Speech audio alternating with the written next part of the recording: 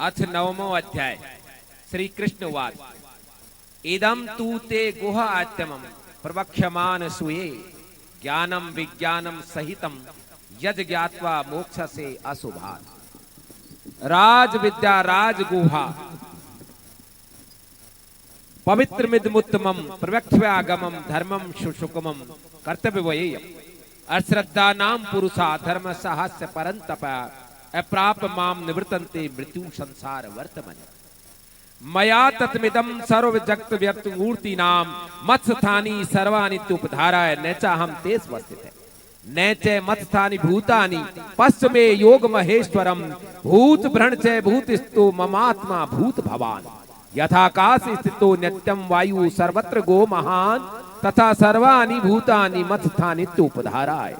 सर्वभूतानि कौन्ते प्रकृतिम यान्ति मामिकाम कल्पक्षय पुनस्तानि कल्पादौ विसर्जामहि। प्रकृतिम स्वयंभावाष्टाम विसर्जामि पुनः पुनः भूत ग्रामम कृतस्म वै वसम प्रकृते वै ईसात् न च माम तानि कर्माणि निबदन्ति धनंजय उदासीन वैद्वासीन सक्तम तेषु कर्मसु मया दक्षेन प्रकृति सुयते सचराचरम हेतु नानेन कौन्ते जगत परिवर्तते। अभी आप इन्हीं श्लोकों को वासुदेव श्री कृष्ण की जो वाणी है उसको रामवंश जी से काव्यात्मक रूप से सुनेंगे।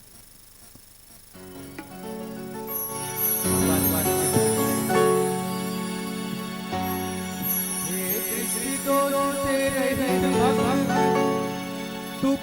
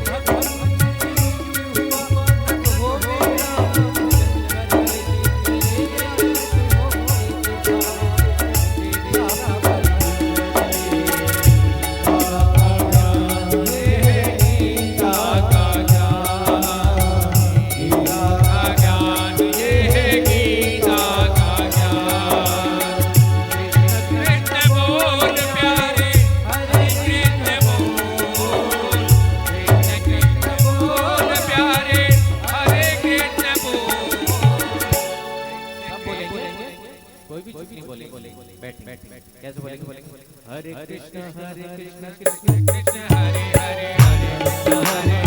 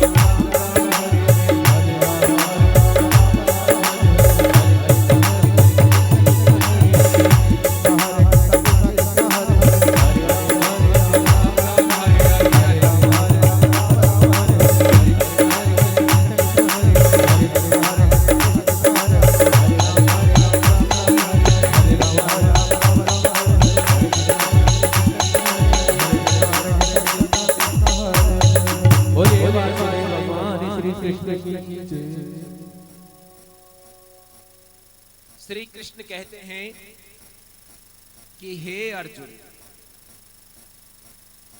ज्ञान सहित विज्ञान सहित जिस ज्ञान को ईर्ष्या रहित होकर अब मैं तुझे कहूंगा, उसे जानकर तू अकल्याण से अशुभ से मुक्त हो जाए। इस रहस्य को जानकर फिर कुछ भी जानने योग्य शेष नहीं रहेगा। ध्यान देने वाली बात है, वासुदेव श्री कृष्ण अध्याय 3 से ही लगातार अर्जुन को बताते जा रहे हैं कि इसे जानकर फिर कुछ भी जानने योग्य शेष नहीं। अर्थात इस गीता जी के ज्ञान को यदि अर्जुन ने हृदयंगम कर लिया तो फिर उसे कुछ भी जानने की जरूरत नहीं। वो कहते हैं कि ये ज्ञान विद्याओं का राजा है, सभी विद्याओं का राजा है, रहस्यों का भी राजा है, पवित्र है, उत्तम है और अपने अनुभव में लाने योग्य है। देखिए, विद्याओं का भी राजा है, पवित्र भी है, उत्तम भी है और इससे भी बड़ी बात कि ये अनुभव में लाने योग्य भी है। ऐसा नहीं है कि ये अनुभव में नहीं लाया जा सकता, ऐसा ज्ञान है जो आसानी से अनुभव में लाया जा सकता है, धर्म युक्त करने में सुविधा पूर्वक और अविनाशी है, जिसका कभी नाश नहीं होता, सदा से चला आ रहा है, सनातन है। मुझ अनुच्चरित, जिसका उच्चारण नहीं किया जा सकता, जिसका वर्णन नहीं किया जा सकता, किंतु वर्णन संभव नहीं है, संपूर्ण जगत में व्याप्त है और सब प्राणी मुझ में स्थित हैं। मैं जो अनुच्चरित हूं, जिसका वर्णन नहीं किया जा सकता, लेकिन संपूर्ण जगत में व्याप्त हूं और सब प्राणी मुझ में ही स्थित हैं, परंतु मैं उनमें स्थित नहीं हूं। सारे प्राणी तो मुझ में स्थित हैं, पर मैं सभी में स्थित नहीं हूं और सब प्राणी मुझ में स्थित नहीं है और सारे प्राणी भी मुझ में स्थित नहीं है। मेरा ईश्वर संबंधी योग अर्थात योग के प्रभाव को देख प्राणियों का पोषण करने वाला, उनके प्रति शुभेच्छा रखने वाला, अर्थात ऐसा मेरा आत्मा प्राणियों में स्थित नहीं है, जबकि मैं उनकी शुभेच्छा भी रखता हूं, उनका पालन भी करता हूं। जैसे कि सर्वत्र गमन करने वाला महान वायु, वायु तो सब जगह है, लेकिन हम वायु में भीतर थोड़ी है। इसी प्रकार से मैं सब जगह हूं, लेकिन सब मुझ में नहीं है। कौन है मुझ में, उनको आगे बताएंगे। जैसे सर्वत्र गमन करने वाला महान वायु सदा आकाश में स्थित है, वैसे ही संपूर्ण प्राणी मुझ में स्थित है। ये धारणा कर ले अर्जुन। और हे अर्जुन, सब प्राणी कल्प के समाप्त होने पर मुझ में ही विलीन हो जाते हैं। जब कल्प का प्रलय होती है तो सारे प्राणी ईश्वर में ही विलीन हो जाते हैं और फिर मैं अपनी प्रकृति से, ईश्वर की भी अपनी प्रकृति है, स्वभाव है रचना करने की, मानते नहीं है ईश्वर, वो फिर रच देते हैं। अपनी प्रकृति से, अपनी प्रकृति के वश में होकर संपूर्ण प्राणी समूह को अपनी प्रकृति को वश में करके बारंबार रचता हूं। और हे अर्जुन, उन कर्मों मैं तटस्थ की भांति स्थित रहता हूं और फिर वो अपने अपने कर्म करते रहते हैं, मैं स्थित रहता हूं। जैसे उदाहरण के लिए पिताजी को ले लो, माताजी को ले लो। माता पिता बच्चों को पैदा करते हैं, पहले तो उनको खिलाते हैं, सिखाते हैं, सब कुछ काम करते हैं और बाद में तटस्थ हो जाते हैं। जब बच्चा बड़ा हो जाता है तो माता पिता तटस्थ हो जाता है। हम देखते हैं उनसे जाके कहेंगे कि आज तो आपके बेटे ने, भाई हमें कोई मतलब नहीं, हमने बड़ा कर दिया, वो उसका काम। ऐसे ही ईश्वर एक बार हमको सारे प्राणी समूह को रच देता है और उसके पालन भी करता है, लेकिन तटस्थ हो जाता है कि जो तू काम करेगा उसकी जिम्मेदारी तेरी है भाई, तू अपनी जिम्मेदारी के लिए खुद जिम्मेदार है। तो लोग कहते हैं कि भगवान ने मेरे से करा लिया ये गलत काम, तो वो गलत है। भगवान किसी से गलत काम भी नहीं कराता और सही काम भी नहीं कराता। सही और गलत का आपकी अपनी जिम्मेदारी है। आप सही करोगे तो सही फल मिलेगा, गलत करोगे तो गलत। आगे कहते हैं कि मेरी अध्यक्षता में, मेरी दृष्टि में, मेरे ध्यान में ये संपूर्ण प्रकृति चर अचर जितनी भी है ये सब मेरे द्वारा रची जाती है और अलग अलग कारणों के लिए, हेतु नाने ने, हे कुंती पुत्र, अलग अलग कारण के लिए, और ये सारा जगत परिवर्तनशील है। माया दक्षिण प्रकृति स्वेति सचराचरम हेतु नाने ने कौनते जगत परिवर्तन है। वो कहते हैं कि प्राणियों के महान शासक मेरे श्रेष्ठ स्वरूप को जानते हुए मोहग्रस्त मानव शरीर को आश्रय किए हुए मेरे लिए अवहेलना करते हैं। जानते हैं खूब कि मैं ही हूं सब कुछ, लेकिन फिर भी मेरी अवहेलना करते हैं, जैसे रावण ने की, कंस ने की, और ऐसे बहुत से अहंकारी लोग उनकी अवहेलना करते हैं। किसकी? ईश्वर की, ब्रह्म की, परमात्मा की। लेकिन वृथा आशावान, वृथा कर्म करने वाले, वृथा ज्ञानी, चेतना रहित, चेतना प्राण का गुण है, और जो चेतना रहित होते हैं ये माना जाता है कि उनका आत्मबल काम नहीं कर रहा है, उनकी प्राण शक्ति काम नहीं कर रही है। टोडर सिंह जी का ट्रक स्टार्ट हो गया सर। सुबह से टोडर सिंह जी परेशान है इसमें। हमारे अर्जुन जो है गीता के ज्ञान में भी उनको बीच में वो ट्रक का चक्कर चल रहा है। अर्थात प्राण शक्ति प्राणी राक्षसी और आसुरी मोहित करने वालों की प्रकृति के ही आश्रित रहता है। और हे अर्जुन, परंतु परा प्रकृति आश्रय लिए हुए श्रेष्ठ पुरुष, यानी जो अंदर हमारी आत्मा बैठी हुई है, वो श्रेष्ठ पुरुष के लिए मुझे सब प्राणियों का उद्गम स्थल अविनाशी जानकर एकाग्र मन से मुझे भजते हैं। जिनका अंदर का जो अपरा प्रकृति जो है ना, परा प्रकृति जो आत्मा और प्राण है, उनका आश्रय लेके वो मुझे भजते हैं। और ऐसे दृढ़ निश्चयी निरंतर मेरा कीर्तन करने वाले, प्रयत्नशील तथा भक्ति पूर्वक नमस्कार करने वाले, जिनका प्राण सदा आत्मा से संयुक्त रहता है, मेरी उपासना करते हैं, अर्थात मेरे ही सच्चे उपासक हैं। उनके लिए मैं सहज सुलभ हूं। एक मुझ सबसे मुख की एकात्म भाव से, यानी किसी और का नहीं, केवल मेरा भाव से भजन करते हैं और ज्ञान यज्ञ द्वारा मुझे जानने का प्रयास करते हैं। ज्ञान यज्ञ क्या है? जो अब हम कर रहे हैं, एक दूसरे से चर्चा करके जानने का प्रयास करते हैं कि ब्रह्म क्या है, प्रकृति क्या है, पुरुष क्या है, अच्छा क्या है, बुरा क्या है। इस ज्ञान यज्ञ के जरिए मुझे जानते हैं और विविध प्रकार से उपासना करते हैं। वेद में वर्णित कर्म में, यज्ञ में भी मैं ही हूं, वेद में वर्णित कर्म में भी मैं ही हूं। स्वेधा जो उसमें यज्ञ में डाली जाती है हवि, वो भी मैं ही हूं। पितरों में निमित्त प्रदत्त वस्तु पहुंचने वाली जो शक्ति है, जो पितरों को देते हैं ना, अपन कोई आहुति देते हैं जो, वो भी मैं ही हूं, मैं ही पहुंचाता हूं उनको सबको। और औषधि, अन्न आदि वनस्पति भी मैं ही हूं, मंत्र भी मैं ही हूं, घृत भी मैं ही हूं। जो घी हम अग्नि हवन में डालते हैं वो भी मैं ही हूं, कृष्ण कहते हैं। और हवन किए गए पदार्थ भी मैं ही हूं, और जिसका हवन किया जाता है वो भी मैं ही हूं। हे अर्जुन, मैं प्राप्त, अर्थात जिसे प्राप्त करना है वो भी मैं ही हूं, और जहां पहुंचना है वो भी मैं ही हूं। भरण पोषण करने वाला मैं ही हूं, स्वामी मैं ही हूं, दृष्टा मैं ही हूं, साक्षी मैं ही हूं, आश्रयदाता भी मैं ही हूं, सुंदर हृदय वाला, सबका चिंतन करने वाला भी मैं ही हूं, सृष्टिकर्ता भी मैं ही हूं, इसका प्रलय करने वाला भी मैं ही हूं, और सबका आधार भी मैं ही हूं, प्रकृति को सुरक्षित करने वाला भी मैं ही हूं, उत्पत्ति का कारण भी मैं ही हूं, और विनाश का कारण भी मैं ही हूं। मैं अविनाशी हूं, मैं तपता हूं, अर्थात मेरी तपस्या से ही सब कुछ तेज चलता है। और मैं ही जब तपता हूं सूर्य बनकर, तब समुद्रों के जल को वाष्प बनाकर उड़ाकर रोकता हूं, और फिर वर्षा करता हूं, और वर्षा करने के बाद अन्न पैदा होता है, और अन्न से सभी प्राणी पैदा होते हैं। कृष्ण छाती ठोक के ये बात कह रहे हैं कि जो कुछ भी है सब मैं ही, मेरे अतिरिक्त कुछ भी नहीं है अर्जुन। इसलिए ऐसी शक्ति जिसके संसर्ग से मृत्यु भय मिट जाए, मृत्यु अर्थात पूर्ण विस्मृति, सत्य अर्थात कभी भी नष्ट न होने वाला, असत्य यानी जिसका अस्तित्व नहीं है, वो भी मैं ही हूं। देखो क्या कह रहे हैं, सत्य भी मैं ही हूं और असत्य भी मैं ही हूं। लेकिन तीनों वेदों के अनुसार कर्म करने वाले, सोमरस पीने वाले। हा, लोग समझेंगे सोमरस का मतलब तो मदिरा है। नहीं, सोम नाम की एक लता होती है जो प्राण को अत्यंत प्रिय है, प्राण देवता को, और देवता भी उसका पान करते थे। उस सोम नाम की लता का जो अर्क था, जैसे जूस निकलता है, उस अर्क को सोमरस कहते हैं। उस सोमरस के चक्कर में लोगों ने दूसरा ही रस बना लिया और उसको सोमरस से तुलना करते हैं। सोमरस कभी भी गलत नहीं थी, ऋषि मुनि उसका पान करते थे। और वो जैसे बेल का किसी चीज का जूस होता है, ऐसे एक बेल होती है, सोम नाम की लता होती है, उसका रस होता है, उसको सोमरस कहते हैं। और उसको पीने से प्राण बलवान होता है, और इंद्र आदि देवता भी उसको पीते हैं ताकि वो राक्षसों से युद्ध लड़ सके। वो बहुत ही शक्ति देता है।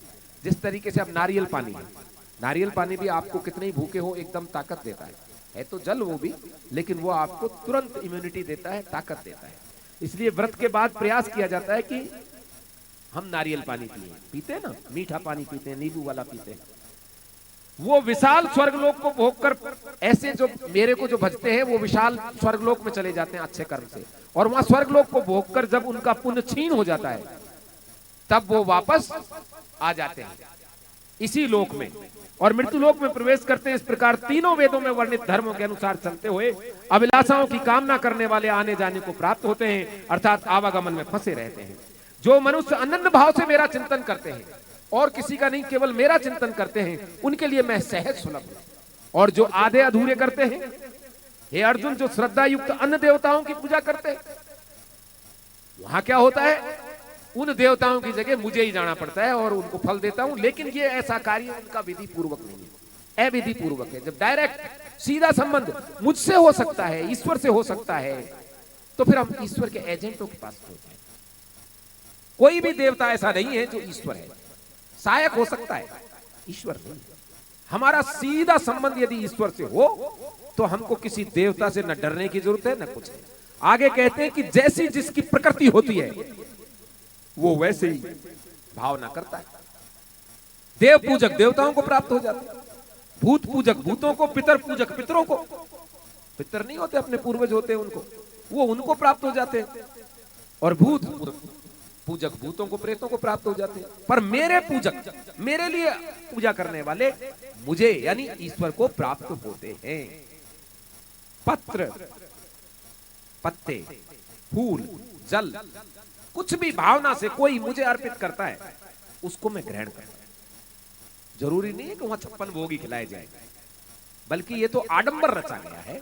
नहीं, ठाकुर जी की जो एकादशी का या पूर्णमासी की जो व्रत होता है उसमें जो प्रसाद चलता है वो तो पंजरी का प्रसाद चलता है।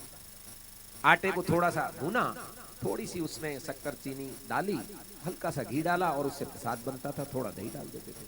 लेकिन आजकल क्या हो रहा है, 56 भोग ला रहे हैं बड़े बड़े। अरे वो कैसी कढ़ाई में बनाए, किसने कैसी आत्माओं से, कैसे भाव से, कैसे विचार से बनाया है, हमें विचार करना चाहिए। भगवान भाव के भूखे हैं, धन के भूखे नहीं।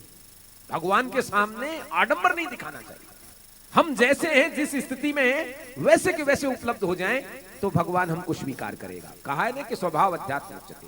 आगे तो और बड़ी बात कहेंगे कि हे अर्जुन, तू जो कर्म करता है, जो खाता है, जो हवन करता है, जो देता है, जो तप करता है, जो कर्म करता है, वो मेरे को अर्पण कर देना कि भगवान तेरे लिए ये सारा की सारा, तो फिर तू बिल्कुल निश्चिंत रहेगा। आपने वो कहानी सुनी है, खींचड़ा में साजो। एक बुढ़िया रो रही थी, या एक बुढ़िया के पास एक कोई संत गया और उसने जाकर कहा बुढ़िया से, क्या कर रही है माई? उसने कहा, बेटा बनाना तो खिचड़ी चाह रही थी, लेकिन मेरे पास में तो मूंग ही मूंग है, खिचड़ी तो है ही नहीं, वो चावल तो है नहीं। अब बिना धान के, बिना चावल के खिचड़ी तो बनेगी नहीं, मूंग से तो दाल बनेगी। बोले माई एक काम कर, 100 ग्राम चावल मेरे पास है, इनको डाल दे, खिचड़ी बन जाएगी, अपन दोनों खा लेंगे। बोले ठीक है बेटा। वो चावल डाल दिए खिचड़ी में। अब वो खिचड़ी बन गई तो वो श्रीमान जी बैठ गए खाने के लिए। अब खिचड़ी आती गई, वो खाते गए। अब जब पूरी खत्म होने आई हांडी तो बुढ़िया माँ बोली, बेटा थोड़ी मेरे लिए भी छोड़ दे। बोले देख माई, मैंने चावल डाले और जब तक चावल आएगा जब तक तो मैं खाता रहूंगा। जब तक चावल आएगा जब तक तो मैं खाता रहूंगा, चावल आता बंद हो जाएगा तू खा लेना। ऐसे भगवान में साझा करना, भगवान को उस बुढ़िया की तरह फंसा लो आप। अपन ने थोड़ा बहुत भी जो भी श्रद्धा युक्त जो अच्छा काम किया भगवान के अर्पित कर दो, हमें कुछ नहीं चाहिए, तू जान तेरा काम जान। और जब तक हमारा वाला आता रहेगा तब तक हम भगवान से लेते रहेंगे। इसलिए भगवान के काम में साझा डाल देना चाहिए, ये अत्यंत आवश्यक है। मैं सब प्राणियों को समान भाव रखता हूं। क्या कहते हैं कृष्ण? मेरे लिए सब बराबर है, न मेरा कोई शत्रु है न कोई ज्यादा प्रिय है। जो अच्छा करेगा, देखिए रावण उच्च कोटि के कुल का व्यक्ति था, महर्षि पुलस्त का पोता और महर्षि विसर्वा का बेटा, और माल्यवान जी का नाती विभीषण का भाई। क्या हुआ फिर उसका? कितना बुरा पिटा, आज तक उसके जो है पुतले जल रहे हैं। दूसरी ओर माता सबरी भीलनी थी, लेकिन श्री राम ने जूठे बेर खा लिए। तो ये भगवान के लिए न कोई जाति बड़ी है न कोई जाति छोटी है, उसके लिए सब बराबर है। इसलिए अर्जुन तू क्षत्रिय है, तेरे लिए भी सब बराबर होने चाहिए। क्यों? क्योंकि तुझे राजा बनना है, और राजा के लिए यदि अपनी प्रजा में कोई छोटा और बड़ा हो गया तो वे व्यक्ति अपने धर्म का नहीं निभाएगा। और हमारे देश का ये जो दुर्दशा हुई है वो भी इसीलिए हुई है कि राजा ने एक वर्ग को ऊंचा और एक को नीचा समझ दिया। इसी का परिणाम हुआ कि आज हमारा देश छोटी छोटी बच्चियों तक के रेप हो जाते हैं, बलात्कार हो जाते हैं, छोटी छोटी बच्चियों के साथ दुराचार हो जाता है, और हम केवल कोर्ट में केस लड़ते हैं। नहीं, एक जमाना ऐसा था कि ऐसा सोचने वाले को, केवल सोचने वाले को दंड मिल जाता था। करना तो बहुत बड़ी बात है। कृष्ण कहते हैं कि अत्यंत दुराचारी भी अन्न को न भजने कर केवल मुझे भजता है। अत्यंत दुराचारी राक्षस भी केवल मुझे भजता है तो भी वो सज्जन मानने योग्य है। महाराज विभीषण रावण के ही भाई थे, देख लीजिए, चिरंजीवी है। कितना ही दुराचारी हो कोई व्यक्ति, यदि मेरे को भज लेगा तो धीरे धीरे वो उस सज्जन बनेगा ही बनेगा, क्योंकि उसके अंदर भाव जगेंगे। ईश्वर को भजेगा, ऐसे भज नहीं सकता कोई आदमी के साथ चल दिया। कहते हैं कि राम नाम की लूट है, लूटी जाए तो लूट, अंत समय पछताएगा, प्राण जाएंगे छूट। नहीं, ये दोहा अधूरा है। अभी देखो क्या है, राम नाम की लूट है, लूटी जाए तो लूट, ठीक है, लेकिन ऐसा वैसा घर नहीं कि हर कोई ले लूट। इतने पड़ेंगे जूत कि सिर जाएगा फूट। राम का नाम इतना आसान भी नहीं है कि कोई ले। जब लेने लगता है तभी देखिए आप, कभी राम का नाम लेने लगेंगे तो उसी टाइम याद आएगा एक फोन ही कर लूं, फिर याद आएगा कि मैं ये वाला काम कर लूं, और कुछ नहीं तो अंत में याद आएगा कि क्यों ना मैं लघु शंका ही जाया, या फिर याद आएगा कि मैं तो गाय को बाहर खुली छोड़ आया। क्योंकि राम का नाम जब हम लेने लगते हैं तो हमारे मन के अंदर जो विकार हैं वो लेने लगते हैं। इसलिए ये अभ्यास करने से होता है। तो कृष्ण कहते हैं कि अत्यंत दुराचारी भी यदि मुझे भजने लग जाए तो वो भी सज्जन मानने योग्य है। और आगे तो वो गारंटी देते हैं कि हे अर्जुन, जो इस तरह का व्यक्ति जब मेरा वो करता है तो धीरे धीरे उसका आचरण सुधर जाता है। और हे अर्जुन, लोग कहते हैं कि नारियों को मंदिर में नहीं जाना चाहिए, कोई कहां के लिए मना करता है, कोई कहां के लिए, कि स्त्री, वैश्य, बढ़िया यानी जो व्यापारी होते हैं, शूद्र, जिनको आजकल हम लोग अछूत और दलित भी कहने लगे हैं। अछूत कोई नहीं होता भगवान के द्वार, अछूत वो है जो पापी है, और शूद्र तो कभी पापी थे ही नहीं। राजसारथी संजय सामने इसलिए बैठे थे महाराज धृतराष्ट्र के कि वो गीता सुन सके और हमें सुना सके। अब आप बताइए कि यदि एक शूद्र राजसारथी संजय गीता दिव्य दृष्टि से नहीं देख पाते, हम यहां क्या बैठ के पढ़ते हैं? इस गीता के ज्ञान को अर्जुन के बाद यदि किसी ने सुना तो वो महाराज धृतराष्ट्र के राजसारथी महात्मा संजय थे। बोलिए महात्मा संजय की। तो भगवान के घर ये नहीं है कि वैश्य हो, शूद्र हो, स्त्री हो, यहां तक कि कोई पापियों भी हो, कोई ने पाप भी कर दिया हो, तब भी वो मुझे प्राप्त कर लेता है और मैं उसके लिए सुलभ हूं। फिर पुण्यवान भक्त, ब्राह्मण और क्षत्रिय की तो कहना ही क्या है। अर्जुन, तू तो क्षत्रिय है, तू ये काम कर ले। इसलिए मुझ में मन वाला बन, मेरा भक्त बन, मेरे लिए यज्ञ करने वाला हो, मुझे नमस्कार कर और इस प्रकार मेरी ओर तत्पर हुआ अपने आप को आत्मसंयुक्त करके मुझे ही प्राप्त करेगा। बोलिए वासुदेव श्री कृष्ण की। या हमारा 9वां अध्याय पूरा हुआ।